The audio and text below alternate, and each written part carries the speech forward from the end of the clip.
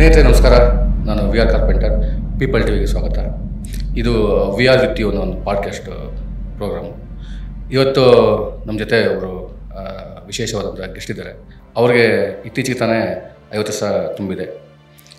ಕರ್ನಾಟಕದ ಬಹುಜನ ಚಳುವಳಿ, ದಲಿತ ಚಳುವಳಿ, ವಿದ್ಯಾರ್ಥಿ ಚಳುವಳಿ ಎಲ್ಲರಲ್ಲೂ ಕೂಡ ತಮ್ಮ ಛಾಪನ್ನು ಮೂಡಿಸಿ ಒಂದು ಯುವ ಪಡೆಗೆ, ಒಂದು ಯುವ ಮನಸ್ಸುಗಳಿಗೆ ಸ್ಫೂರ್ತಿಯ ಅನ್ನೋಂಥ ವ್ಯಕ್ತಿ. ಅವ್ರನ್ನ ನಾನು ಕಾರ್ಯಕ್ರಮಕ್ಕೆ ಸ್ವಾಗತ ಮಾಡ್ತೀನಿ. ಸ್ವಾಗತ. ಹರ ಮಹೇಶ್ ಇವ್ರ ಬಗ್ಗೆ ಒಂದು ಸಣ್ಣ ವಿಟಿ ಮಾಡಿದ್ದೀವಿ, ನೋಡ್ಕೊಂಬನ್ನಿ.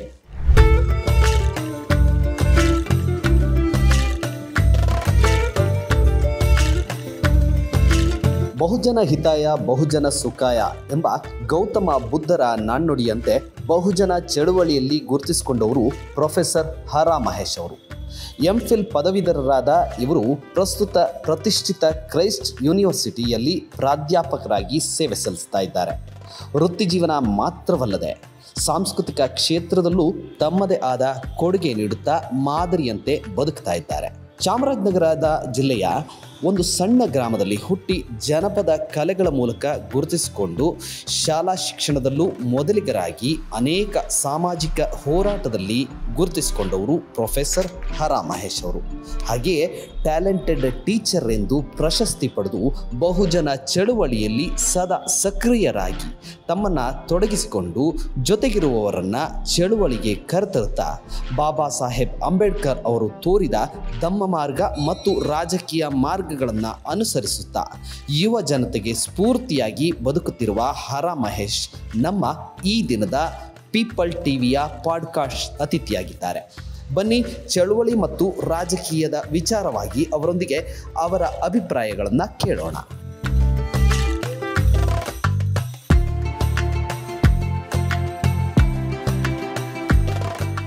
ನೋಡಿದ್ರಲ್ಲ, ಇದು ಹರ ಮಹೇಶ್ ಸರ್. ನಿಮ್ಮ ಪರಿಚಯ ಆಲ್ರೆಡಿ ಮಾಡಿದ್ದೀವಿ. ಈಗ ನಿಮ್ಮ ಅನುಭವ, ಅಂದರೆ ನಿಮ್ಮ ಊರಿನ ಅನುಭವ, ಬಾಲ್ಯದ ಅನುಭವ, ನಿಮ್ಗೆ ಯಾಕೆ ಈ ಥರ ಒಂದು ಚಳುವಳಿಗೆ ಬರಬೇಕನ್ನಿಸ್ತು, ಮತ್ತು ನಿಮ್ಮ ಜರ್ನಿ ಸಣ್ಣದಾಗಿ ಒಂದು ಸರ್. ನಂದು ಚಾಮರಾಜನಗರ ಹರದನಹಳ್ಳಿಗೆ ನಿಮ್ಮ ಭೇಟಿಯಲ್ಲಿ ತೋರಿಸ್ದಾಗೆ ನಾನು ಹಳ್ಳಿ ಬಿಟ್ಟು ಚಾಮರಾಜನಗರಕ್ಕೆ PUC ಓದಕ್ಕೆ ಬಂದಾಗಲೇ ನನಗೆ ಬಾಬಾ ಸಾಹೇಬ್ ಅಂಬೇಡ್ಕರ್ ಪರಿಚಯ ಆಯಿತು. ಅಲ್ಲಿ ತನಕ ನಮ್ಮ ಹಳ್ಳಿನಲ್ಲಿ ಅಂಬೇಡ್ಕರ್ ಸಂಘ, ಅಂಬೇಡ್ಕರ್ ಜಯಂತಿ ಆ ಥರದ್ದೇನು ಮಾಡ್ತಿರ್ಲಿಲ್ಲ ನಾವು ಸಣ್ಣವರಾಗಿದ್ದಾಗ. ಚಾಮರಾಜನಗರಕ್ಕೆ PUCಗೆ ಬಂದ ಮೇಲೆ ಡಿಸೆಂಬರ್ 6ನೇ ತಾರೀಕು ಪರಿನಿಬ್ಬಾಣದ ಕಾರ್ಯಕ್ರಮದ ಟೈಮಲ್ಲಿ ನಾನೊಬ್ಬ ಗಾಯಕ ಆಗಿದ್ದರಿಂದ ನಮ್ಮ ಸ್ಕೂಲ್ ಟೀಚರು ಬಾಬಾ ಸಾಹೇಬ್ ಅಂಬೇಡ್ಕರ್ ಬಗ್ಗೆ ಒಂದು ಹಾಡು ಹೇಳಪ್ಪ ಅಂತ ಹೇಳಿದ್ರು. ಎಷ್ಟನೇ ಸಿ ಅದು 1991ನಲ್ಲಿ. ಅವಾಗ ನನಗೆ ನಿಜ ಗೊತ್ತಿರಲಿಲ್ಲ, ಬಾಬಾ ಸಾಹೇಬ್ ಅಂಬೇಡ್ಕರ್ ಬಗ್ಗೆ ವಿಷಯ ಗೊತ್ತಿಲ್ಲ. PUC ಹುಡುಗ, ನಾನು PUC ಸ್ಟೂಡೆಂಟ್. ಆದರೆ ಹಾಡ್ತಾ ಇದ್ದೆ. ಆಮೇಲೆ ಓಕೆ, ಡಿಸೆಂಬರ್ 6 ಅಂದರೆ ಬಾಬಾ ಸಾಹೇಬ್ ಅಂಬೇಡ್ಕರ್ ಅವರು ತೀರ್ಕೊಂಡ ದಿನ ಅಲ್ವಾ, ಟ್ರೈ ಮಾಡ್ತೀನಿ ಮೇಡಮ್ ಅಂತ ಹೇಳಿ ಯಾವುದೋ ಒಂದು ಹಳೆ ಟ್ಯೂನ್ ಇಟ್ಕೊಂಡು ಒಂದು ಹಾಡನ್ನ ಬರೆದೆ. ಇನ್ನೆಲ್ಲಿ ಅಂಬೇಡ್ಕರ ಮರ್ಯಾದೆ ಈ ದಿನ ಅಂತ ಹಾಡು, ಡಿಸೆಂಬರ್ 6ಕ್ಕೆ ಆಗಿರೋದ್ರಿಂದ. ಅಲ್ಲಿಂದ ಬಾಬಾ ಸಾಹೇಬ್ ಅಂಬೇಡ್ಕರ್ ಬಗ್ಗೆ ಒಂದು ಓದೋಕ್ಕೆ ಆಸೆ ಇತ್ತು, ಆಸಕ್ತಿ ಇತ್ತು. ಬಟ್ ನಮ್ಗೆ ಆಗ ಯಾವುದೋ ಪುಸ್ತಕಗಳು ಸಿಗ್ತಾ ಇರಲಿಲ್ಲ, ಯಾವ ಪುಸ್ತಕ ಓದಬೇಕು ಬಾಬಾ ಸಾಹೇಬ್ ಅಂಬೇಡ್ಕರ್ ಬಗ್ಗೆ ಅಂತ. PUC ಮುಗಿಸ್ಕೊಂಡು ಮೈಸೂರಿನ ಮಹಾರಾಜ ಕಾಲೇಜಿಗೆ ಸೇರಿಕೊಂಡೆ. ಗೌತಮ್ ಹಾಸ್ಟೆಲ್ ಮಹಾರಾಜ ಕಾಲೇಜು. ಅಂದರೆ ಮಹಾರಾಜ ಕಾಲೇಜಲ್ಲಿ ಓದಬೇಕು ಅನ್ನೋದು ಭಾಳ ಎಲ್ರಿಗೂ ದೊಡ್ಡ ಕನಸು. ನಮ್ಮ ಸುತ್ತಮುತ್ತ ಚಾಮರಾಜನಗರ, ಕೊಳ್ಳೇಗಾಲ, ನಮ್ದಿನ್ನೂ ಆಗ ಚಾಮರಾಜನಗರ ಜಿಲ್ಲೆ ಆಗಿರಲಿಲ್ಲ, ಮೈಸೂರು ಜಿಲ್ಲೆನೇ ಆಗಿತ್ತು. ಮೈಸೂರು ಜಿಲ್ಲೆ, ಚಾಮರಾಜನಗರ ತಾಲೂಕು. ಸೊ ನಮಗೆಲ್ಲ ಮಹಾರಾಜ ಕಾಲೇಜಲ್ಲಿ ಓದಬೇಕು, ಗೌತಮ್ ಹಾಸ್ಟೆಲ್ ಹುಡ್ಕೋಬೇಕು ಅಂದರೆ ಅದೊಂಥರ ಹೆಮ್ಮೆ ವಿಚಾರ. ಯಾಕೆಂದರೆ ಗೌತಮ್ ಹಾಸ್ಟೆಲ್ ಅಂತ ಫೇಮಸ್ ಅಲ್ವಾ? ಭಾಳ ಫೇಮಸ್ಸು. ಮತ್ತು ಅದು ಕಾಂಬಿನೇಷನ್, ಮಹಾರಾಜ ಕಾಲೇಜ್ ಅಂದರೆ ಗೌತಮ್ ಹಾಸ್ಟೆಲ್, ಅದು ಕಾಮನ್. ಅದು ತುಂಬ ಜನ ಅಲ್ಲಿಂದ ಬಂದಂಥ ಔಟ್ಪುಟ್. ತುಂಬ ಜನ ನಮಗೆ ಅಲ್ಲಿ ಕಾಲೇಜ್ಗೆ ಸೇರ್ಕೊಂಡ ಮೇಲೆ ಕುವೆಂಪು ಅಲ್ಲಿ ಪಾಠ ಮಾಡ್ತಾ ಇದ್ರು. ತುಂಬ ಬ್ರಿಟಿಷರ್ ಕಾಲದಿಂದ ಅದು ಮೈಸೂರು ನಾಲ್ವಡಿ ಕೃಷ್ಣರಾಜ ಒಡೆಯರು ಕಟ್ಟಿಸಿರ್ತಕ್ಕಂಥ ಕಾಲೇಜು, ದೊಡ್ಡ ಕಾಲೇಜು, ದೊಡ್ಡ ಪ್ರೊಫೆಸರ್ಗಳಿರ್ತಕ್ಕಂಥದ್ದು. ಮತ್ತು ನಾನು Kannada MA, Kannada BA optional BA ತಗೊಂಡಾಗ ಮಳಲಿ ವಸಂತ್ ಕುಮಾರ್ ಅವರು ಮತ್ತು PK ರಾಜಶೇಖರ್ ಅವರು, ಇಂಥವರೆಲ್ಲ ದೊಡ್ಡವರು ಇದ್ರು.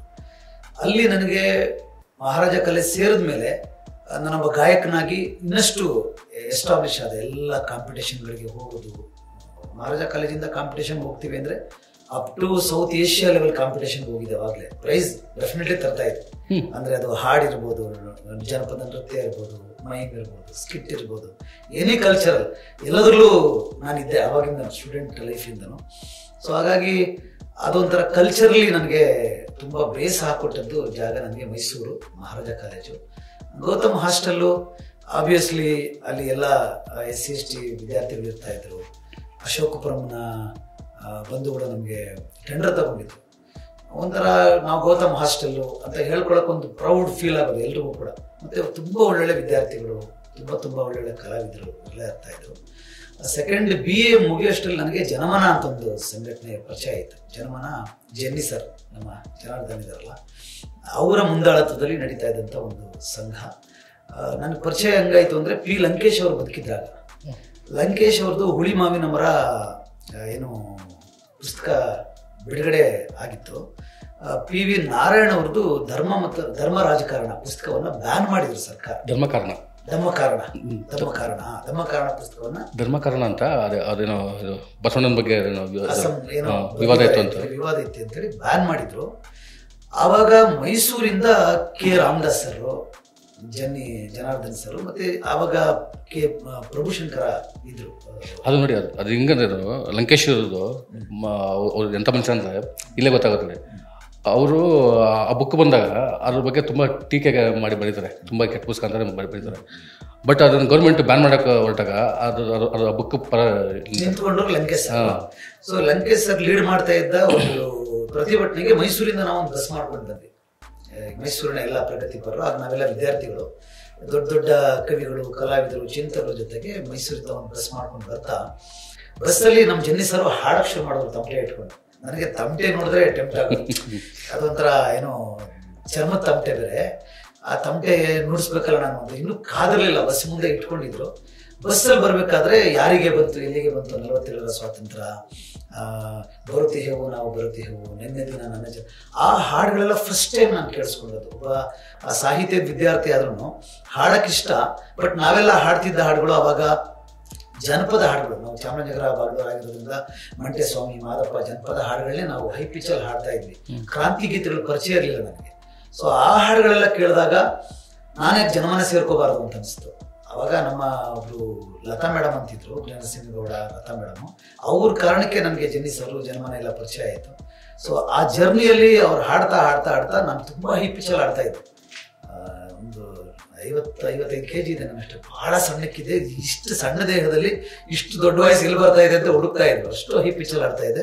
ಸೊ ಜೆನ್ನಿ ಸರ್ಗೂ ನೀವೊಂದು ಹಾಡಾಡಿ ಅಂದ ತಕ್ಷಣ ನಾವು ಮಂಟೆಸ್ವಾಮಿ ಹಾಡೋಕ್ಕೆ ಶುರು ಮಾಡಿದೆ. ನಾನು ಮಾದಪ್ಪ ಮಂಟೆಸ್ವಾಮಿ ಹಾಡು ಚೆನ್ನಾಗಿದೆ ರೀ ದನಿ, ಬನ್ನಿ ನೀವು ರಜದಲ್ಲಿ ಬನ್ನಿ, ರಂಗ ತರಬೇತಿ ಶಿಬಿರ ಎಲ್ಲ ಆಗುತ್ತೆ. ನನಗೊಂದು ಹೊಸ ಲೋಕ ಸಿಕ್ಕದಂಗೆ ಅನಿಸ್ತು.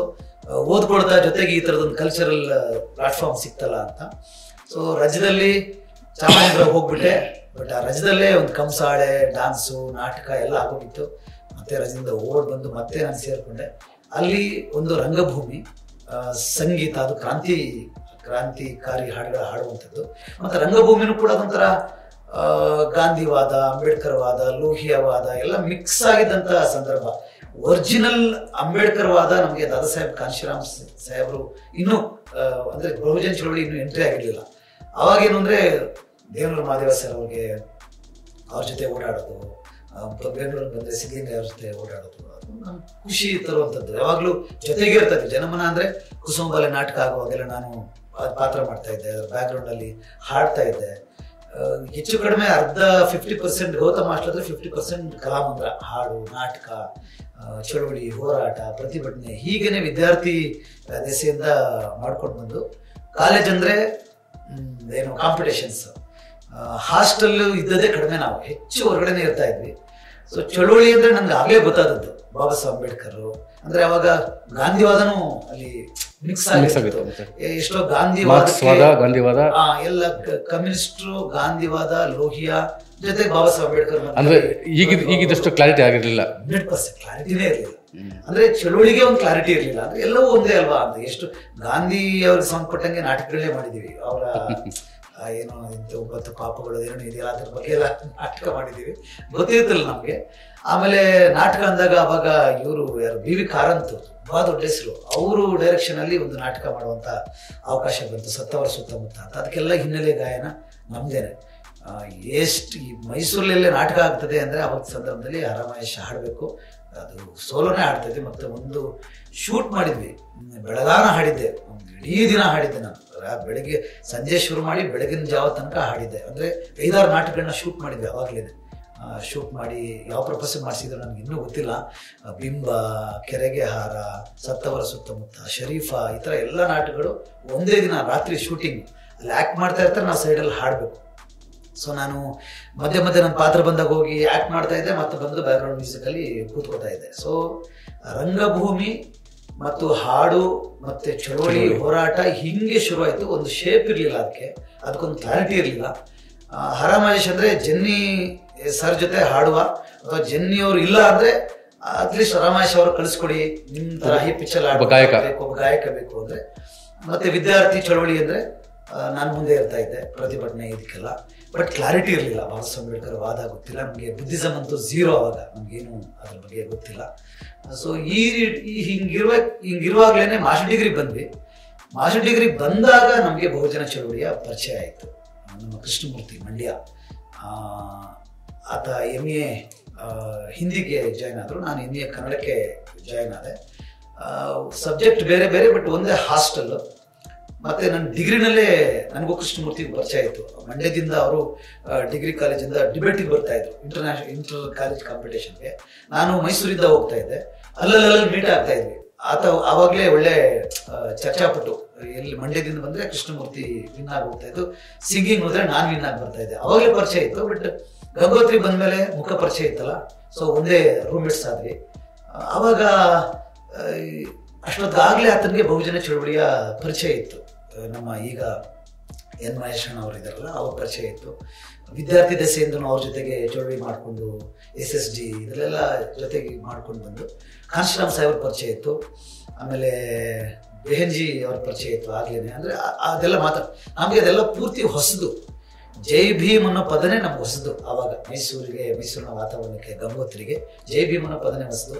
ಬಟ್ ಕೃಷ್ಣಮೂರ್ತಿ ಎಲ್ಲಿ ಸಿಕ್ಕಿದ್ರು ಜೈ ಭೀಮ್ ಅಂದರೆ ನಮ್ಗೇನೋ ಒಂಥರ, ಏನಪ್ಪ ಎಲ್ಲಿ ಸಿಕ್ಕರು ಜೈ ಭೀಮ್, ಯಾಕಿದನ್ನ ಹೇಳಬೇಕು ಅಂತ. ಜೈ ಭೀಮ್ ಅನ್ನೋದು ನಮಗೆ ವಾಪಸ್ ಜೈ ಭೀಮ್ ಅಂತ ಹೇಳೋದು ಕೂಡ ಮುಜುಗರನೋ ಅಥವಾ ಅಗತ್ಯ ಇಲ್ಲ ಅಂತನೋ ಈ ರೀತಿ ಹೊಸ ಪದ ನಮ್ಗೆ. ಜೈ ಭೀಮ್ ಅಂದ್ರೆ ಬಾಬಾ ಸಾಹೇಬ್ ರಿಲೇಟೆಡ್ ಅಂತ ಗೊತ್ತಿದ್ರು ನಮಗದು ಕಾಮನ್ ಆಗಿರ್ಲಿಲ್ಲ. ಎಲ್ಲರ ಮುಂದೆ ಜೈ ಭೀಮ್ ಅಂದಾಗ ನಮ್ಗೇನು ವಾಪಸ್ ಏನ್ ಹೇಳ್ಬೇಕು ಗೊತ್ತಾಗ್ತಿಲ್ಲ ನಮ್ಗೆ. ವಾಪಸ್ ಜೈ ಭೀಮ್ ಅನ್ನೋದು ಬಹಳ ಕಡಿಮೆ. ಸೊ ಅಲ್ಲಿ ಮಾಸ್ಟರ್ ಡಿಗ್ರಿನಲ್ಲಿ ಇರುವಾಗ ಒಂದು ಸಣ್ಣ ಬುಕ್ಗಳು, ನಮ್ಮ ಗೋಪಿನಾಥ್ ಸರ್ ಅವರು ಬರೆದಂಥ ಬುಕ್ಸು, ಮತ್ತು VT ರಾಜಶೇಖರ್ ಅವ್ರದ್ದು Dalit voice, Ambedkar voice, Bahujan voice, ಒಂದೊಂದು 6 ಪೇಜ್ ಇರ್ತಾ ಇತ್ತು. ಅದು ಬಟ್ ಪವರ್ಫುಲ್ ಲೇಖನಗಳು ಇರ್ತಾ ಇತ್ತು. VT ರಾಜಶೇಖರ್ ಅವ್ರದ್ದು ಇರ್ಬೋದು, ಮತ್ತು ಗೋಪಣ್ಣ ಅವ್ರದ್ದು ಇರ್ಬೋದು, ತುಂಬ ಪವರ್ಫುಲ್ ಆದಂಥ. ಅದನ್ನು ಕೃಷ್ಣಮೂರ್ತಿ ನಮಗೆ ಓದಕ್ಕೆ ಹಚ್ತಾ ಇದ್ದಾನೆ, ಇದನ್ನು ಓದಿ. ಯಾಕೆಂದರೆ ಆತನ ನಮ್ಮ ನಡುವೆ ಫೈಟ್ ನಡೀತಾ ಇತ್ತು. ನಮ್ದೆಲ್ಲ ಒಂಥರ ದಲಿತ ಚಳವಳಿ, ಕ್ರಾಂತಿ ಗೀತೆಗಳು ಅಂದರೆ ಸಿದ್ಲಿಂಗ ಬರೆದಿರ್ತಕ್ಕಂಥದ್ದೇ ಕ್ರಾಂತಿ ಗೀತೆಗಳು. ಇನ್ನೂ ಅನ್ಸೋಟಿ ಸೋಮಣ್ಣ ಇನ್ನೂ ಹಾಡು ಬರ್ತಿಲ್ಲ ಬಹುಜನ ಚಳವಳಿಗೆ, ಇನ್ನೂ ಹಾಡು ಸಿಕ್ಕಿಲ್ಲ ನಮಗೆ. ಸೊ ಆವಾಗ ಎಲ್ರಿಗೂ ಚಳವಳಿ ಮಾಡೋ ಒಂದು ಹುಚ್ಚಿದೆ, ಬಟ್ ಚಳವಳಿಯ ಕ್ಲಾರಿಟಿ ಇಲ್ವಲ್ಲ, ಗಂಗೋತ್ರಿ ಒಳಗಡೆ ಒಂದು ಚಳವಳಿ ಕ್ಲಾರಿಟಿ ತರಬೇಕಲ್ಲ ಅಂತೇಳಿ ಆರಂಭದಲ್ಲಿ. ಅಷ್ಟೊತ್ತಾಗಲೇ ಮಹೇಶ್ ಅಣ್ಣವರು ಮತ್ತು ನಮ್ಮ ಮೋಹನಣ್ಣ, H. ಮೋಹನ್ ಕುಮಾರ್, ಈಗ ಹೈಕೋರ್ಟ್ ಅಡ್ವೊಕೇಟ್ ಆಗಿದ್ದಾರೆ, ಅವರೆಲ್ಲ ಹಾಸ್ಟೆಲ್ಗಳಿಗೆ ಬಂದು ಒಂದಷ್ಟು ವಿಚಾರಗಳನ್ನ ಮಧ್ಯದಲ್ಲಿ ಮಾತಾಡೋದು ಎಲ್ಲ ಆಗ್ತಿತ್ತು. ಒಂದೊಂದ್ಸಲ ನಾನು ಹೆಚ್ಚು ಹಾಸ್ಟೆಲ್ ಇರ್ತಿರಲಿಲ್ಲ, ನಾನು ಹೊರಗಡೆನೇ ಇರ್ತಾ ಇದ್ದೆ. ರಂಗಭೂಮಿ ಅಂದರೆ ಇಡೀ ಆವಾಗಲೇ ಹೆಚ್ಚು ಕಡಿಮೆ 5-6 ಸ್ಟೇಟ್ಗಳನ್ನ ಸುತ್ತಾ ಇದ್ವಿ ನಾವು. ಎಲ್ಲೇ ಇದ್ರೂ ಮೈಸೂರಿಂದ ಒಂದು ರಂಗಭೂಮಿ ಆಕ್ಟಿವಿಟಿ ಇದೆ ಅಂದರೆ ಹೊರಗಡೆ ಇರ್ತಾ ಇದ್ದೆ ನಾನು. ಹಾಗಾಗಿ ಹಾಸ್ಟೆಲಲ್ಲಿ ಈ ಥರದ್ದು ನನಗೆ ತುಂಬ ಪರಿಚಯ ಕಡಿಮೆ ಇತ್ತು. ಸೊ ಒಂದ್ಸಲ ಮಾಸ್ಟರ್ ಡಿಗ್ರಿ 2000 2000 ಇಸ್ವಿ ನಮ್ದು ಮಾಸ್ಟರ್ ಡಿಗ್ರಿ ಫೈನಲ್ ಟೈಮಲ್ಲಿ ಅಂಬೇಡ್ಕರ್ ವಾದ ಎಂದರೇನು ಅನ್ನೋದ್ರ ಮೇಲೆ ಆ ಟೈಟ್ಲ್ ಮೇಲೆ ಒಂದು ಸೆಮಿನಾರ್ ಮಾಡೋಣ ಅಂತ ಕೃಷ್ಣಮೂರ್ತಿ ನಮ್ಮ ಜೊತೆ ಚರ್ಚೆ ಮಾಡಿದ್ರು. ಅವಾಗೇನು ಅಂದರೆ ಕೃಷ್ಣಮೂರ್ತಿ ಅವರು ಮಂಡ್ಯದವರು, ಮೈಸೂರು ಹೊಸಬರು. ಬಟ್ ನಾವು ಆಲ್ರೆಡಿ ಮೈಸೂರನ್ನ 3 ವರ್ಷ ರೂಲ್ ಮಾಡಿದ್ವಿ ನಾವು, ಮಹಾರಾಜ ಕಾಲೇಜು, ಗೌತಮ್ ಹಾಸ್ಟೆಲ್. ಹಾಗಾಗಿ ಎಲ್ಲರ ಜೊತೆ ಸೇರಿಕೊಂಡ್ರೆ ಕಾರ್ಯಕ್ರಮ ಸಕ್ಸಸ್ ಆಗುತ್ತೆ ಅಂತ ಆತ ನನ್ನನ್ನು ಈ ಕಾರ್ಯಕ್ರಮಕ್ಕೆ 100% ಇನ್ವಾಲ್ವ್ ಮಾಡೋಕ್ಕೆ ಟ್ರೈ ಮಾಡ್ತಾ ಇದ್ದೆ. ನನಗೆ ಎಲ್ಲರ ಜೊತೆ ಇರ್ತಾ ಇದ್ನಲ್ಲ, ಗಾಂಧಿವಾದ ಅದೆಲ್ಲ ಪ್ಯೂರ್ಲಿ ಒಂದು ಅಂಬೇಡ್ಕರ್ ವಾದ ಅನ್ನೋದಕ್ಕೆ ಯಾಕೆ ಅಂಟ್ಕೋಬೇಕು, ಅನ್ನೋ ಥರ ಅದೊಂಥರ ನಮಗೆ ಎಲ್ಲರೂ ಜೊತೆಗಿರ್ಬೇಕು, ಎಲ್ಲವೂ ಜೊತೆಗೆ ಅನ್ನೋ ಥರದಲ್ಲಿ ಇತ್ತಲ್ಲ, ಆದಷ್ಟು ತಪ್ಪಿಸ್ಕೊಳ್ಳೋಕೆ ಟ್ರೈ ಮಾಡ್ತಾ ಇದ್ದೆ. ಬಟ್ ಕೊನೆಗೆ ಕನ್ವಿನ್ಸ್ ಆದೆ, ಬಟ್ ಮಾಡೋಣ ಅಂತ ಎಲ್ಲ ಟೀಮ್ ಸೇರ್ಕೊಂಡು ಅವಾಗ ಫ್ಲೆಕ್ಸ್ ಇರಲಿಲ್ಲ, ಬಟ್ಟೆ ಮೇಲೆ ಬರಿಬೇಕಾಗಿತ್ತು. ಅಂಬೇಡ್ಕರ್ ವಾದ ಎಂದರೇನು, ಅನ್ಸೋಗೆ ಸೋಮಣ್ಣ ಅವರೆಲ್ಲ ಅಲ್ಲಿ ಇದ್ರು, ಕಲಾವಿದರು ಬರೆದ್ರು. ಬಟ್ ಆಗ ಟೋಟಲ್ ಪ್ರೋಗ್ರಾಮ್ ಒಂದು 500 ರೂಪಾಯಿ ಖರ್ಚಾಯಿತು, ಇನ್ಕ್ಲೂಡಿಂಗ್ ಸೌಂಡ್ ಸಿಸ್ಟಮ್ ಎಲ್ಲ ಸೇರಿ. ನಮ್ಮ ಹತ್ರ ಇರಲಿಲ್ಲ ಅಷ್ಟು ದುಡ್ಡು, ನಮ್ಮ ಹತ್ರ ಇಲ್ಲ. ವಿದ್ಯಾರ್ಥಿಗಳು ನಮ್ಮ ಹತ್ರ 50 ರೂಪಾಯಿ 60 ರೂಪಾಯಿ ಸೇರಿಸಿ ಆಮೇಲೆ ಅರವಿಂದ್ ಮಾಲಗತ್ತಿ ಸರ್ ಮನೆಗೆ ಹೋದ್ವಿ.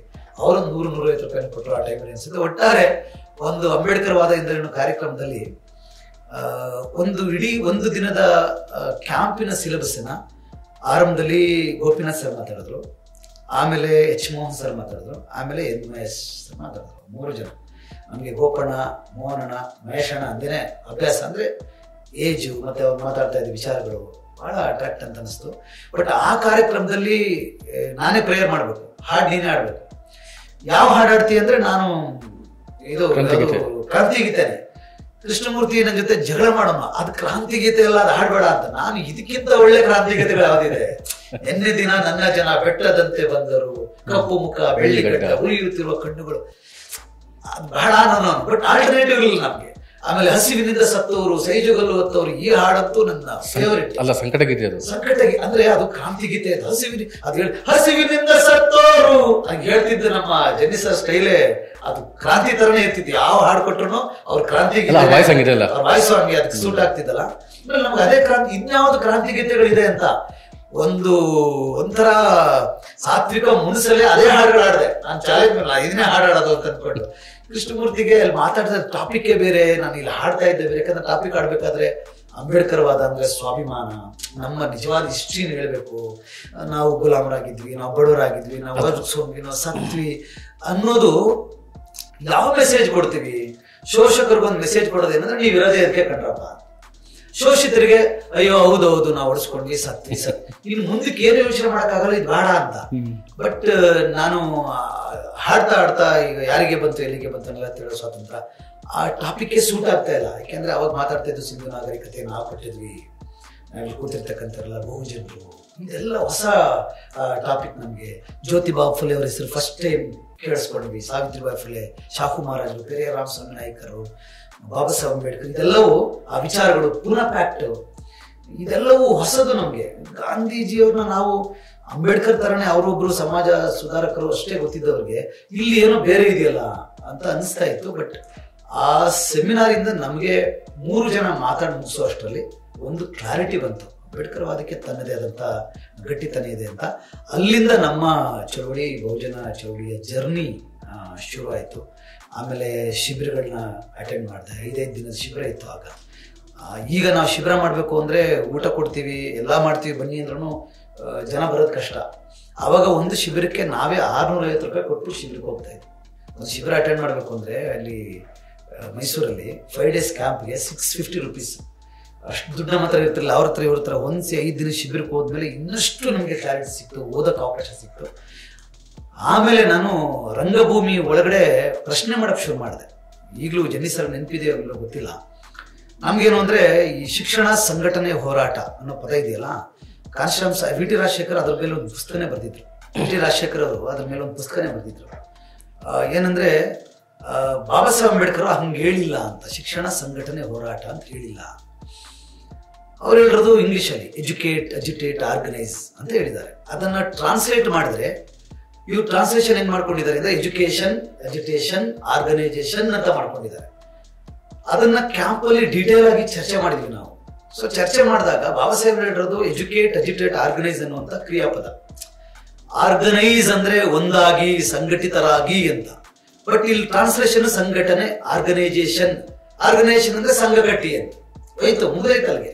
ನೀವೆಲ್ಲರೂ ಸಂಘಟಿತರಾಗಬೇಕು ಅನ್ನುವಂಥ ಮೆಸೇಜ್ಗೂ ನೀವು ಸಂಘ ಕಟ್ಟಿ ಅನ್ನೋ ಮೆಸೇಜ್ಗೂ ಲಾಟ್ ಆಫ್ ಡಿಫ್ರೆನ್ಸ್.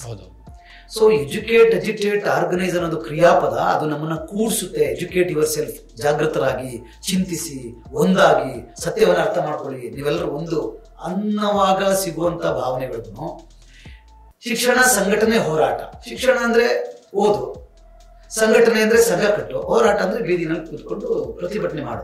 ಇಷ್ಟಕ್ಕೆ ಸೀಮಿತ ಆಗಿತ್ತು. ಮತ್ತೆ ಇದನ್ನೇ ಅಂಬೇಡ್ಕರ್ ವಾದ ಅನ್ನೋ ರೀತಿಯಲ್ಲಿ ನನಗನ್ಸುತ್ತೆ ಬಾಬಾ ಸಾಹೇಬ್ ಅಂಬೇಡ್ಕರ್ ಅವರ ವಿಚಾರಗಳನ್ನ ಕನ್ನಡಕ್ಕೆ ಟ್ರಾನ್ಸ್ಲೇಟ್ ಮಾಡುವಾಗ ಇಲ್ಲಿನ ಪ್ರಜ್ಞಾವಂತ ಮನುವಾದಿಗಳು, ಅಲ್ಲಿ ದಲಿತ ಚಳವಳಿ ಒಳಗಡೆ ಸೇರ್ಕೊಂಡಿದ್ದಂಥ ಒಂದಷ್ಟು ಬ್ರಾಹ್ಮಣರು ಅಥವಾ ಬ್ರಾಹ್ಮಣ ಲೇಖಕರು, ಚಿಂತಕರು ಇದನ್ನ ಇಂಟೆನ್ಷನಲಿ ಟ್ರಾನ್ಸ್ಲೇಟ್ ಮಾಡಿಕೊಟ್ರೇನೋ ಅಂತ. ಇವರಿಗೆ ಒರಿಜಿನಲ್ ಜಾಗೃತರಾಗಿ ಚಿಂತಿಸಿ ಒಂದಾಗಿ ಏನೋ ಕೊಟ್ರೆ ಆರ್ಗನೈಸ್ ಆಗ್ತಾರೆ ಇವರು. SC ST OBC ಧಾರ್ಮಿಕ ಅಲ್ಪಸಂಖ್ಯಾತ ಮತ್ತೆ ಬಹುಜನ ಚಳವಳಿ ಅನ್ನೋದೇ ಎಲ್ರಿಗೂ ಸೇರಿಸ್ಕೊಂಡು ಇನ್ಕ್ಲೂಸಿವ್ ಅದು ಬಹುಜನ ಮೂವ್ಮೆಂಟ್.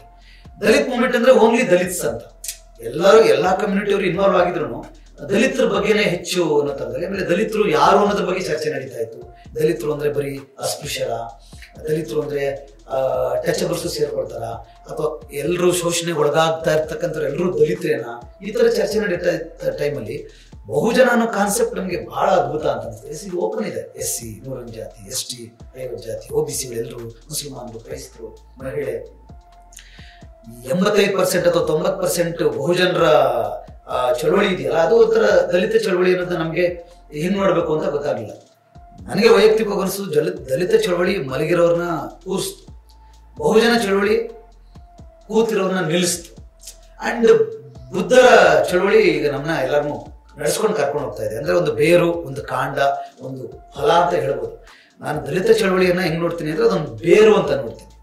ಆದ್ರೆ ಆ ದಲಿತ ಚಳವಳಿ ನಿಜವಾದ ದಿಕ್ಕಿನಲ್ಲಿ ಹೋಗಬಾರ್ದು ಅನ್ನೋದಕ್ಕೆ ಮನುವಾದಿಗಳ ಕರಾಳ ನೆರಳು ಬಿದ್ದಿತ್ತೇನೋ. ಅದಕ್ಕೆ ಬೆಸ್ಟ್ ಎಕ್ಸಾಂಪಲ್ ಶಿಕ್ಷಣ ಸಂಘಟನೆ ಹೋರಾಟ. ನನಗೆ ಯಾವಾಗ ಅರ್ಥ ಆಯ್ತೋ, ಜೆನ್ನಿ ಸರ್ದು ಜೊತೆ ಚರ್ಚೆ ಮಾಡಿದೆ. ಒಂದು ನಾಟಕ ಮಾಡ್ತಾ ಇದ್ದೆ ಆಶಯ ಅಂತ, ಈ ವಿಧಾನಸೌಧದ ಮುಂದೆ. ಅದ್ರೊಂದು ಹಾಡು ಬರುತ್ತೆ, ಬೆಳೆಯುತ್ತ ಕಲಿತೆ ಕಲಿಯುತ್ತ ಬೆಳೆದೆ, ಶಿಕ್ಷಣದ ಶಕ್ತಿಯ ಒಳಗುಟ್ಟು ತಿಳಿದೆ, ಶಿಕ್ಷಣ ಸಂಘಟನೆ ಹೋರಾಟವೆಂದೇ. ತಕ್ಷಣ ಬಾಬಾ ಸಾಹೇಬ್ ಅಂಬೇಡ್ಕರ್ ಸ್ಟ್ಯಾಚ್ಯೂದು ಹಿಂದೆ ಬರೋದು. ನಾನು ಆ ನಾಟಕನ ಒಂದು 100 ಶೋ ಮಾಡಿದ್ದೀನಿ, ಹಾಡಿದ್ದೀನಿ, ಅದ್ರಲ್ಲಿ ಆಕ್ಟಿವ್ ಮಾಡ್ತಾ ಇದ್ದೆ ಮೇಜರ್ ಕ್ಯಾರೆಕ್ಟರ್. ಬಟ್ ಬಹುಜನ ಚಳವಳಿ ಅರ್ಥ ಆದ್ಮೇಲೆ, ಸರ್ ಆ ಹಾಡು ಆಡಲ್ಲ ಸರ್ ನಾನು. ಯಾಕ್ರಿ ಮಹೇಶ್ ಅಂದ್ರೆ, ಸರ್ ಲಿರಿಕ್ಸ್ ಚೇಂಜ್ ಮಾಡಿ ಸರ್, ಅದು ಶಿಕ್ಷಣ ಸಂಘಟನೆ ಹೋರಾಟ ಅಲ್ಲ ಸರ್, ಅದನ್ನ ಬಾಬಾ ಸಾಹೇಬ್ ಅಂಬೇಡ್ಕರ್ ಹೇಳಿಲ್ಲ ಸರ್. ಇನ್ನೇನು ಹೇಳಿದ್ದಾರೆ, ಎಜುಕೇಟ್ ಅಜಿಟೇಟ್ ಆರ್ಗನೈಸ್ ಅಂತ ಹೇಳಿದ್ದಾರೆ. ನಾನು ಜಾಗೃತರಾಗಿ ಚಿಂತಿಸಿ ಒಂದಾಗಿ ಎಂದೇ ದಾಡ್ತೀನಿ, ಮೀಟ್ರಿಗೂ ಕೂರುತ್ತೆ ಅಂತ. ಜೆನ್ನಿ ಸರ್ ಬೇಡ ರೀ, ಈಗೇನು ಚೇಂಜ್ ಮಾಡೋದು ಬೇಡ, ನಾಳೆ ಶೋ ಈಗೇನು ಚೇಂಜ್ ಮಾಡೋದು ಬೇಡ, ನೀವು ಅದನ್ನೇ ಹಾಡಿ, ಶಿಕ್ಷಣ ಸಂಘಟನೆ ಹೋರಾಟ. ಕಾಯಿನ್ ಆಗಿದೆ, ಇದೇ ವರ್ಡ್ ಕಾಯಿನ್ ಆಗಿದೆ. ಅದು ಕಾಯಿನ್ ಅದನ್ನ ಬಿಟ್ಬಿಟ್ಟು ನೀವೇನೋ ಹೇಳಿದ್ರೆ, ಸರ್ ಕಾಯಿನ್ ಆಗಿರೋದು ಮುಖ್ಯ ಅಲ್ಲ, ತಪ್ಪು ಸರ್, ಅದು ನೀವೇ ಹೇಳಿ ಸರ್, ಎಜುಕೇಟ್ ಅಜಿಟೇಟ್ ಆರ್ಗನೈಸ್ನ ಟ್ರಾನ್ಸ್ಲೇಟ್ ಮಾಡಿಸಿ ಸರ್ ಅಂತ. ಜೆನ್ನಿ ಸರ್ ಮುಂದೆ ನಾವು ನಿಂತ್ಕೊಂಡು ಮಾತಾಡ್ತಿರ್ಲಿಲ್ಲ. ಅವ್ರಿಗೆ ನಾನು ಮಾತಾಡೋದು ಉದ್ದಟತನ ಅಂತ ಅನಿಸ್ತು, ಅಹಂಕಾರ ಅಂತ ಅನಿಸ್ತು. ಏನು ಮಹೇಶ್ ನನ್ನ ಜೊತೆ ಹಿಂಗೆ ಮಾತಾಡ್ತಾ ಇದ್ದಾರೆ, ನಾನು ಕಾಂಪ್ರಮೈಸ್ ಆಗಲಿಲ್ಲ. ಇಲ್ಲ ಸರ್, ನಾನು ಶಿಕ್ಷಣ ಸಂಘಟನೆ ಹೋರಾಟ ಅಂತ ಆಡಬೇಕು ಅಂದ್ರೆ ನಾನು ಶೋನೇ ಮಾಡಲ್ಲ. ಕೊನೆಗೆ ಎಲ್ಲರೂ ಕನ್ವಿನ್ಸ್ ಮಾಡಿದ್ರು, ಹಂಗೆಲ್ಲ ಜೆನ್ನಿ ಸರ್ ಬೇಜಾರು ಮಾಡಬೇಡ, ವಿಧಾನಸೌಧದ ಮುಂದೆ ಶೋ ಹಾಗೆ ಹೀಗೆ ಎಲ್ಲ ಅಂತ ಅನ್ಕೊಂಡು, ನಾನು ಆಯ್ತು ಅಂತ ಅವ್ರು ಬೇಜಾರು ಮಾಡಬಾರ್ದು ಅಂತ ಅನ್ಕೊಂಡು ಒಪ್ಕೊಂಡೆ. ಸ್ಟೇಜ್ ಮೇಲೆ ಆನ್ ಸ್ಪಾಟ್ ನಂದೇ ಮೈಕ್, ನಾನೇ ಇರೋದಲ್ಲ, ನಾನು ಚೇಂಜ್ ಮಾಡ್ಕೊಂಡು ಹಾಡ್ಬಿಟ್ಟೆ. ಅವ್ರು ತುಂಬಾ ಬೇಜಾರ, ನಾನು ಚೇಂಜ್ ಮಾಡ್ಕೊಂಡು ಆಡ್ಬಿಟ್ಟೆ. ನನಗೆ ಅದು ಹೇಳಕ್ಕಾಗಲ್ಲ, ಯಾಕಂದ್ರೆ ಸತ್ಯ ಅಲ್ಲ ಅದು, ಯಾಕೆ ಸುಳ್ಳನ್ನ ಹೇಳ್ಬೇಕು. ಶಿಕ್ಷಣ ಸಂಘಟನೆ ಹೋರಾಟ ಬಾಬಾ ಸಾಹೇಬ್ ಹೇಳಿಲ್ಲ. ಸೊ ಅದು ಮೀಟ್ರಿಗೂ ಕೂರ್ತದಲ್ಲ, ಮೀಟ್ರ್ ಕೂರ್ದೇ ಕಷ್ಟ ಆಗ್ತೈತೆ. ಜಾಗೃತರಾಗಿ ಚಿಂತಿಸಿ ಒಂದಾಗಿ ಎಂದೇ ಅಂತ ಹಾಡ್ಬಿಟ್ಟು ಅದು ಲಾಸ್ಟ್ ಆಯ್ತು. ಜೆನ್ನಿ ಸರ್ ನನ್ನ ಬಗ್ಗೆ ತುಂಬಾ, ಈಗ್ಲೂ ಅವ್ರಿಗೆ ನನ್ನ ಬಗ್ಗೆ ಬೇಜಾರಿದೆ. ಬಟ್ ನನಗೆ ಅವ್ರ ಗುರುಗಳು, ನನಗೆ ಮಾನಸ ಗುರುಗಳು, ಅವರು ತುಂಬಾ ಕ್ರಾಂತಿ ಗೀತೆಗಳನ್ನ ಹಾಡೋ ವಿಚಾರದಲ್ಲಿ, ಥಿಯೇಟ್ರು, ಅದರಲ್ಲೆಲ್ಲ ನನ್ನ ಗುರುಗಳು ಬಹಳ ಗೌರವ ಇದೆ ಈಗಲೂ. ಆದ್ರೆ ಸಿದ್ಧಾಂತ ಅಂತ ಬಂದಾಗ ನಾನು ಕಾಂಪ್ರಮೈಸ್ ಆಗ್ಬಾರ್ದು ಅಂತ ಅನಿಸ್ತು. ಅವ್ರ ಗುರುಗಳಾದ್ರೂ ಬುದ್ಧ ಹೇಳಿದಾಗೆ ಏನ್ ಸತ್ಯ ಇದ್ದಿದೆ ಅದನ್ನೇ ಮಾತಾಡ್ಬೇಕು ಅಂತ ಅನಿಸ್ತು ಅಂತ. ಆಮೇಲೆ ಫಸ್ಟ್ ಟೈಮು ಬಹುಜನ ಚಳವಳಿ ಸ್ವಲ್ಪ ಕ್ಯಾಂಪ್ಗಳೆಲ್ಲ ಆಗಿ ಒಂದು ದೊಡ್ಡದು ಸಮಾವೇಶ ಮಾಡಬೇಕು, BVSದು ಬಹುಜನ ವಿದ್ಯಾರ್ಥಿ ಸಂಘದ್ದು ಅಂದಾಗ ಅಲ್ಲಿ ಒಂದು ಕ್ಯಾಸೆಟ್ ಮಾಡಬೇಕು ಫಸ್ಟ್ ಅಂತ ಅನಿಸ್ತು. ಆಮೇಲೆ ಅನ್ಸೋಗೆ ಸೋಮಣ್ಣ ಕ್ಯಾಂಪಲ್ಲೇನೆ ಬಹುಜನ ನಾಯಕ ಜೈ ಭೀಮಾ ಅಮರಗೊಳಿಸುವೆವು ನಿನ್ನ ನಾಮ ಹಾಡು ಬರೆದ್ರು. ನಮ್ಮೊಂದು ಹಾಡು ಸಿಕ್ತು ಹಾಡಕ್ಕೆ. ಫಸ್ಟು ಕಣ್ಣು ತೆರೆದು ನೋಡುವ ಬಹುಜನ ಬಂದು ಇತಿಹಾಸವ ಆಳಲು ಅಣಿಯಾಗುತ್ತಿದೆ ಬಹುಜನ ಸಮಾಜ ತನ್ನ ದೇಶವ. ಹೊಸ ರೀತಿಯ ಸಾಹಿತ್ಯ ನಮಗೆ ಅನ್ಸೋಗೆ ಸೋಮಣ್ಣ ಅವರಿಂದ ಸಿಕ್ತು. ಮೊದಲನೇ ಹಾಡು ಇದೆ, ಬಹುಜನ ನಾಯಕ ಜೈ ಭೀಮ್. ಯಾಕಂದ್ರೆ ಬಾಬಾ ಸಾಹೇಬ್ ಅಂಬೇಡ್ಕರ್ನ ದಲಿತ ನಾಯಕ, ದಲಿತ ಸೂರ್ಯ, ದಲಿತರ ದೇವ ಅಂತ ಬರೆದು ಸೀಮಿತ ಆಗಿತ್ತಲ್ಲ. ಕಾಂಶಿರಾಮ್ ಸಾಹೇಬರು ಬಹುಜನ ಸಂಘಟಕ್ ಅಂತ ಒಂದು ಪತ್ರಿಕೆ ತರ್ತಾ ಇದ್ರು, ಬಹುಜನ ನಾಯಕ ಜೈ ಭೀಮ ಅಂತಾನೆ ಹಾಡು ಶುರು ಆಯ್ತು. ಅದು ಒಂದು ಹೊಸ, ನಮ್ಗೆ ಎಲ್ಲರೂ ಅದು ಹೊಸದು. ಆ ಥರ ಹೊಸ ಹಾಡುಗಳನ್ನ ಬಂತು. ಅವಾಗ ಕ್ಯಾಸೆಟ್ ಮಾಡಿಸ್ಬೇಕು ಅಂದಾಗ ಒಂದು ಪೂನಾ ಪ್ಯಾಕ್ಟ್ ಬಗ್ಗೆ ಒಂದು ಹಾಡು ಬರುತ್ತೆ, ನೀವು ಹೇಳಿದಿರಿ ಅಂತ ತನ್ನ ಜನಪದ ಗೀತೆ ಇದೆಯಲ್ಲ, ಅದನ್ನ ಕೇಳಿ ಕೇಳುವ ನನ್ನ ಬಹುಜನ ಬಂಧುಗಳೇ, ಸ್ವತಂತ್ರ ಭಾರತವನ್ನು ಆಳಬೇಕಾಗಿದ್ದ ಬಹುಜನರು. ಈಗ ಶುರು ಆಗುತ್ತೆ. ಗಾಂಧಿ ಮತ್ತು ಕಾಂಗ್ರೆಸ್ ನವರು ಮಾಡಿದ ಕುತಂತ್ರದಿಂದಾಗಿ ಬೇರೆ ಬೇರೆ ಪಕ್ಷಗಳಲ್ಲಿ ಚಮಚಗಳಾಗಿ ಸೇರ್ಕೊಂಡು ದುರಂತ ಕತೆ ಆಗ್ಬಿಟ್ಟಿದೆ. ಹೇಳ್ತೀವಿ ಕೇಳಿ ಮನಸ್ಸಿಟ್ಟು. ಅದು ಇಡೀ ರಾಮ್ಸೆ ಮ್ಯಾಕ್ಡೊನಾಲ್ಡ್ ಬಂದ ಒಟ್ಟು ಪೂನಾ ಪ್ಯಾಕ್ಟ್ ಅನ್ನ ಅನ್ಸೋಕೆ ಸೋಮಣ್ಣ ಬ್ಯೂಟಿಫುಲ್ ಆಗಿ ಜನಪದಕ್ಕೆ ಒಗ್ಗಿಸಿ ಒಂದು ಆ ಹಾಡು ಒಂದು 15 ನಿಮಿಷ ಇದೆ, ಅದು ಕೇಳ್ಬಿಟ್ಟು ಸಾಕು. ಒಟ್ಟು ಪೂನಾ ಪ್ಯಾಕ್ಟ್ ನಮಗೆ what Gandhi and Congress untouchable ಓದಂಗೆ ನಿಲ್ಲಿಸ್ಬಿಡ್ತದೆ. ಸೊ ಈ ಹಾಡನ್ನ ಯಾರು ಹಾಡಬೇಕು ಅಂತ ನನಗೆ, ನಾವೇ ಹಾಡ್ಬೋದು, ಆದರೆ ಜನ್ನಿ ಸರ್ ವಾಯ್ಸ್ ಇದಕ್ಕೆ ಸೂಟ್ ಆಗುತ್ತೆ.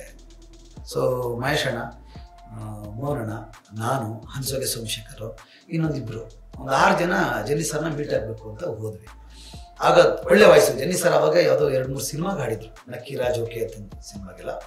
ವಾಯ್ಸ್ ಅವ್ರದ್ದು ಅಲ್ಟಿಮೇಟ್, ಈಗಲೂ ಹಂಗೆ ಇದೆ, ಟಣ್ಣಂತಿದೆ ವಾಯ್ಸ್, ಈ ಪಿಚ್ ಎಲ್ಲೋದ್ರು.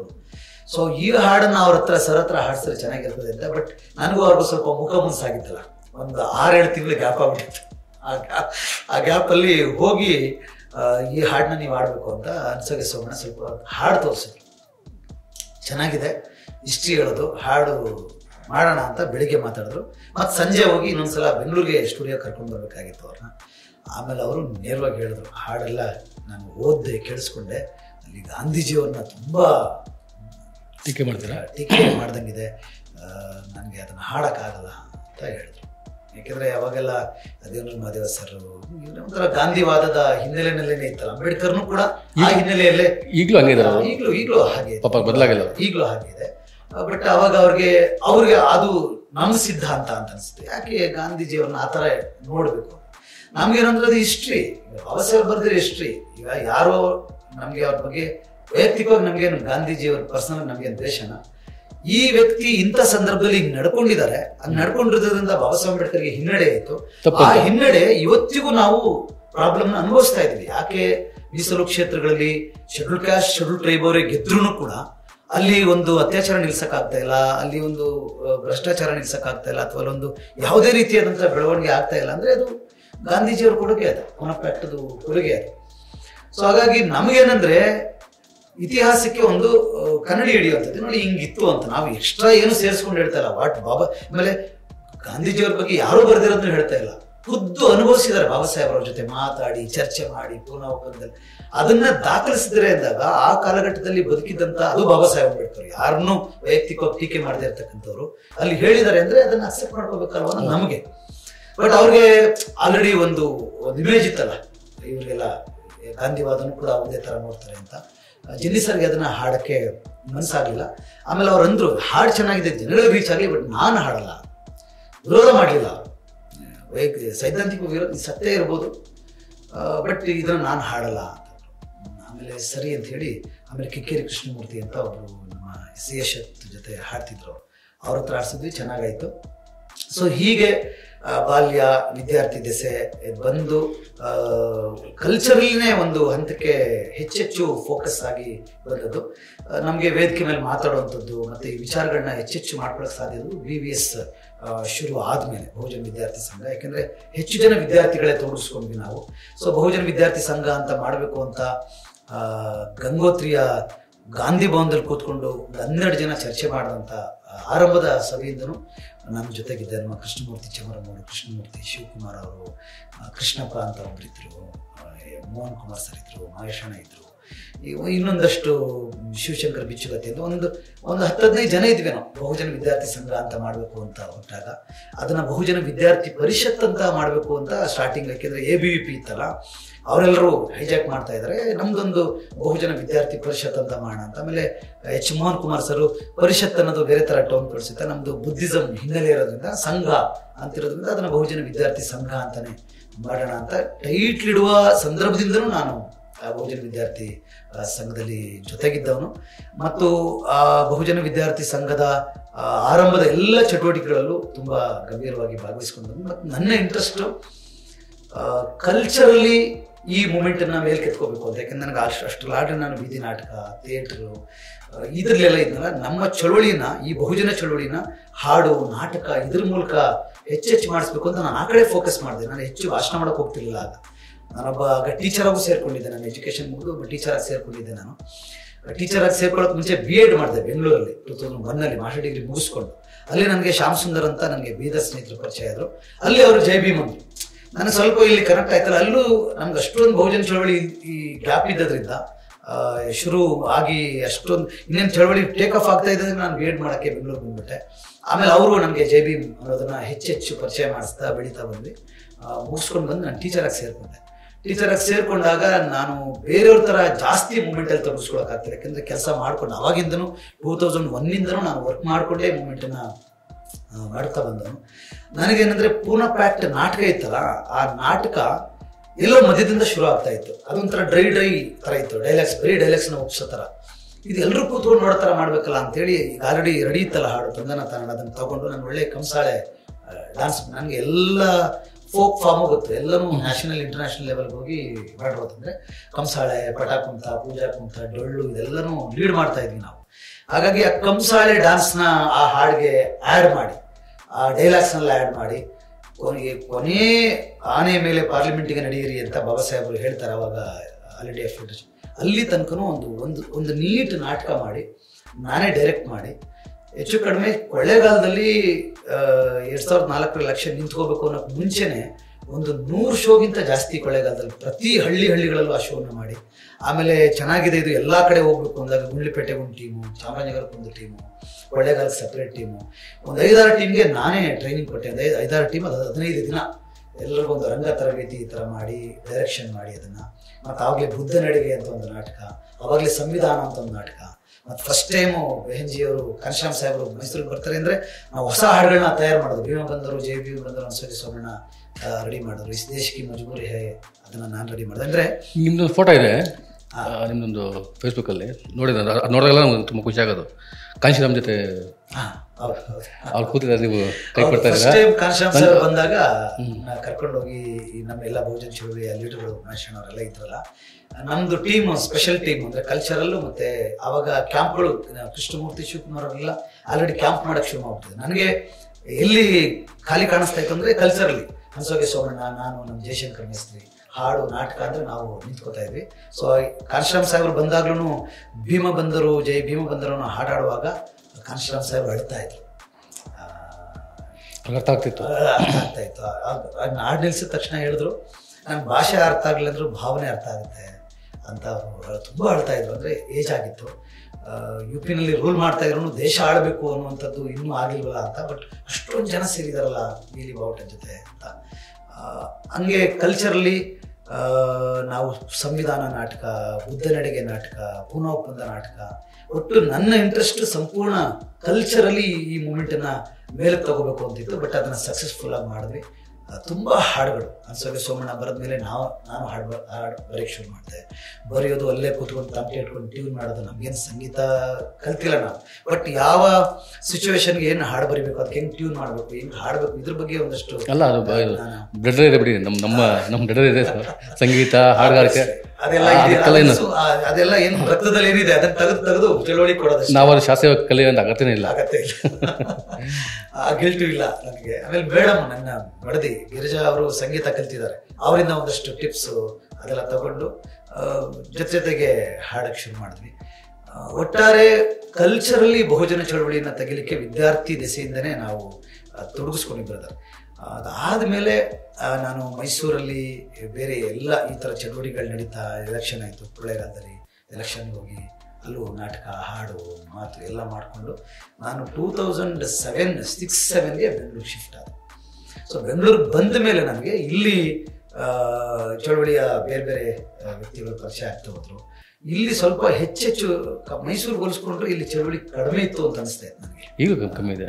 ಬುದ್ಧಿಸಮ್ ಮೂವ್ಮೆಂಟ್ ಇರ್ಬೋದು, ಬಹುಜನ ಚಳವಳಿ ಇರ್ಬೋದು, ಅದನ್ನೆಲ್ಲ ಹೆಂಗೋ ಮೈಸೂರು ಬಗ್ಗೆ ಚೆನ್ನಾಗಿದೆ ಅಂತೇಳಿ ಮೈಸೂರನ್ನ ನಾನು ಸ್ವಲ್ಪ ಡಿಸ್ಟೆನ್ಸ್ ಮಾಡಿಕೊಂಡು ಬೆಂಗಳೂರು ಬಂದಮೇಲೆ ಬೆಂಗಳೂರು, ರಾಮನಗರ, ತುಮಕೂರು ಇಲ್ಲಿಂದ ಮೇಲಕ್ಕೆ ಹೆಚ್ಚೆಚ್ಚು ತೊಡಗಿಸ್ಕೊಳ್ತಾ ಬಹುಜನ ಚಳವಳಿ ತುಂಬ ಪೀಕಲ್ಲಿತ್ತು. ರಾಜಕೀಯವಾಗಿ ತುಂಬ ಜನಕ್ಕೆ ರೀಚ್ ಆಗ್ತಾ ಇದೆ ಅಂತ ಅನಿಸ್ತು ನಮಗೆ. ಸೊ ಚೆನ್ನಾಗಿ ನಡ್ಕೊಂಡು ಹೋಗ್ತಾ ಇದೆ. ನನಗೆ ಲ್ಯಾಕ್ ಅಂತ ಅನಿಸಿದ್ದು ಬುದ್ಧಿಸಮ್. ಈ ಧಮ್ಮದ ಬಗ್ಗೆ ಹೆಚ್ಚೆಚ್ಚು ಕಾಶಿರಾಮ್ ಸಾಹೇಬ್ರ ಮೂಲಕನೇ ಬಂದದ್ದು, ನಮಗೆ ಬಹುಜನ ಚಳವಳಿ ಮೂಲಕನೇ ಬಂದದ್ದು. ಬಹುಜನ ಚಳವಳಿ ಅಂದರೆ ಅದೊಂದು ಧಮ್ಮ ಮತ್ತು ರಾಜಕಾರಣ ಎರಡೂ ಒಟ್ಟೊಟ್ಟಿಗೆ ತೆಗೆದುಕೊಂಡು ಹೋಗುವಂಥದ್ದು. ಸೊ ನನಗೆ ಹೆಂಗೂ ಬಹುಜನ ಚಳವಳಿ ತುಂಬ ಚೆನ್ನಾಗಿ ಆಗ್ತಾ ಇದೆ. ಬಹುಜನ ಸಮಾಜ ಪಾರ್ಟಿ ಅವಾಗೆಲ್ಲ ತುಂಬ ಸೀನಿಯರ್ಸ್ಗಳೆಲ್ಲ ಪಾರ್ಟಿ ಒಳಗಡೆ ಇದ್ದರು, ಚೆನ್ನಾಗಿ ಎಲ್ಲಿ ನೋಡಿದ್ರು BSP ಉಚ್ಚರಾಯ ಸ್ಥಿತಿಲಿ ಇತ್ತು. ಯಾಕಂದರೆ UPನಲ್ಲೂ ಕೂಡ ಬೆಹೆಂಜಿಯವರು CM ಆಗಿದ್ರು. ಸೊ ನನಗನ್ನಿಸ್ತು ಚಳವಳಿ ಹೆಂಗೂ ಬಹುಜನ ಚಳವಳಿ ಚೆನ್ನಾಗಿ ಹೋಗ್ತಾ ಇದೆ. ಇಲ್ಲಿ ಖಾಲಿ ಕಾಣಿಸ್ತಾ ಇರೋದು ಬೆಂಗಳೂರಲ್ಲಿ ನನಗೆ ಬುದ್ಧಿಸಮ್ ಮೂಮೆಂಟ್, ಅದಕ್ಕೆ ನಾನು ಹೆಚ್ಚು ತೊಡಗಿಸ್ಕೋಬೇಕಿದೆ ಅಂತೇಳಿ ಮಹಾಬೋಧಿ ಸೊಸೈಟಿಗೆ ಹೋಗೋದು, ಮತ್ತು ಇಲ್ಲಿ ಬೌದ್ಧರನ್ನ ಮಾತಾಡ್ಸೋದು, ಬದ್ಧೇಜಿಗಳನ್ನ ಮಾತಾಡ್ಸೋದು, ಧಮ್ಮದ ಬಗ್ಗೆ ಶಿಬಿರಗಳನ್ನ ಮಾಡೋದು, ಇದನ್ನ ಮಾಡ್ತಾ ಮಾಡ್ತಾ ಕರ್ನಾಟಕ ಬೌದ್ಧ ಸಮಾಜವನ್ನು ಶುರು ಮಾಡಿ ಧಮ್ಮದ ಚಳವಳಿಯನ್ನು ಮುನ್ನಡೆಸ್ಕೊಂಡು ಹೋದೆ. ಈಗ ಧಮ್ಮ ಮತ್ತು ಬಹುಜನ ಚಳವಳಿ ಎರಡೂ ಜೊತೆಗೆ ತೆಗೆದುಕೊಂಡು ಹೋಗುವಂಥ ಅನಿವಾರ್ಯತೆ ಇದೆ. ಎರಡು ಬೇರೆ ಬೇರೆನೇ ಅಲ್ಲ, ಎರಡೂ ಜೊತೆಗೆ ತೆಗೆದುಕೊಂಡು ಹೋಗೋ ಅನಿವಾರ್ಯತೆ ಇದೆ. ಹಾಗಾಗಿ ಮುಂದುವರಿಸ್ಕೊಂಡು ಸಾಹಿತ್ಯ ಒಂದು ಕಡೆ, ಇನ್ನೊಂದು ಕಡೆ ಹೆಚ್ಚು ಶಿಬಿರಗಳಿಗೆ ಜಾಸ್ತಿ ಗಮನ ಕೊಡ್ತಾ ಇದ್ದೀವಿ. ಇಂಡೋರ್ ಕ್ಯಾಂಪ್ಸ್ಗಳನ್ನ ಮಾಡಿ ಚಳುವಳಿನ ಮುನ್ನಡೆಸುವಂಥ ಪ್ರಯತ್ನ ಮಾಡ್ತಾ ಇದ್ದೀವಿ. ಅಂದರೆ ನಿಮ್ಮ ಜರ್ನಿ ಹೆಂಗಿತ್ತಂದರೆ ಕಾಂಚೀರಾಮ್ ಸಾಹೇಬ್ರಿಗೆ ಚಮಚಾ ಏಜಿಂದ ಬಹುಜನ ಏನು ಏಜ್, ಅದಕ್ಕೆ ನಿಮಗೊಂದು ಶಿಫ್ಟ್ ಆದರೆ ತುಂಬ ತುಂಬ ಅದು ಒಳ್ಳೆ ಶಿಫ್ಟು. ದಲಿತ ಮೂಮೆಂಟಿಂದ ಅದು ಬಹುಜನ ಚಳವಳಿ ಅಂತಂದ್ರೆ ದಲಿತ ಚಳವಳಿ ಒಂದು ಬೇರು. ಅದರ ಮುಂದೆ ಬೇಡ ಸಿದ್ಧಲಿಂಗಯ್ಯವರು ಬರ್ದಂಗೆ ಮಲಗಿದವರ ಕೂರಿಸಿದೆ ನಿಲ್ಲಿಸಿದವರು ಯಾರೋ ನಿಲ್ಲಿಸೋ ಕೆಲಸ ಕಾಶಿರಾಮ್ ಸಾಹೇಬ್ ಮಾಡಿದ್ರು. ನಾವು ನಿಂತ್ಕೋಬಿಟ್ವಿ, ಅಲ್ಲೇ ಕೂತ್ಕೋಬೇಕು ಅಂತ ಅನಿಸಿಲ್ಲ. ಕೆಲವ್ರಿಗೆ ಅದು ಇದಿದೆ, ಇವರು ದಲಿತ ಚಳವಳಿನ ಟೀಕೆ ಮಾಡ್ತಾರೆ ಅಂತನೋ, ಅದನ್ನ ನಾವು ಬೇರು ಅಂತ ಯಾವಾಗಲೂ ಅನ್ಕೋತೀವಿ. ಯಾಕಂದ್ರೆ ಅವರು ದಲಿತ ಚಳವಳಿ ಕೂರಿಸದೆ ಹೋಗಿದ್ರೆ ಕಾಶಿರಾಮ್ ಸಾಹೇಬ್ ನಿಲ್ಸಕ್ ಆಗ್ತಿಲ್ಲ. ಆಲ್ರೆಡಿ ಒಂದು ಮೂಮೆಂಟ್ ಇತ್ತು. ಆಮೇಲೆ ದಲಿತ ಚಳವಳಿನೇ ಚಳವಳಿಯಾಗಿ ಕೃಷ್ಣಪ್ಪ ಬಿ ಕೃಷ್ಣಪ್ಪ ಅವರು ಊಟಾಕಿದ್ದು, ಅದು ಊಟಾಕಿದ್ದು. ಬಟ್ ಅದೇ ನೀವು ಹೇಳ್ದಂಗೆಲ್ಲ ಸ್ವಲ್ಪ ಒಂದಷ್ಟು ಮಿಕ್ಸಿಂಗ್ ಇತ್ತು.